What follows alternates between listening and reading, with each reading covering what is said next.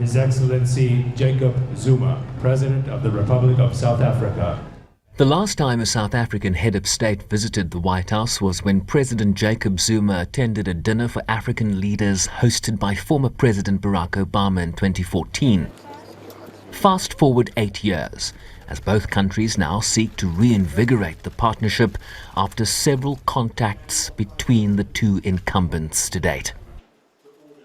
I think this visit is very much of a piece with the U.S.-Africa strategy that was actually rolled out in South Africa not too long ago, as the Biden administration tries to reframe its relationships on the continent in a much more global context and look for partners to try and build a reformed, rules-based international order with.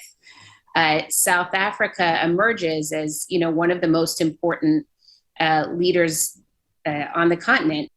A number of key pegs will top the agenda, framed within the US-South Africa strategic dialogue, including regional and global security, particularly in reference to the war in Ukraine and the insurgency in northern Mozambique, trade and investment with efforts underway to remove US tariffs on steel and aluminium exports, food security in Africa, climate, energy and infrastructure, and the so-called just transition that informs the role of developing and developed countries, and public health.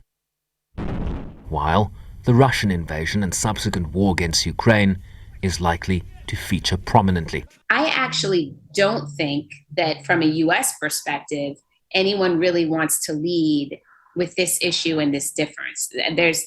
People aren't under the illusion we're going to suddenly convince South Africa to see this the same way that we do. While South Africa remains the top export and import market for the USA in Africa, with trade up some 50% since 2010 to around $21 billion annually, but tensions remain. President Ramaphosa also expected to meet congressional leaders and veterans of the civil rights movement instrumental in lobbying against apartheid.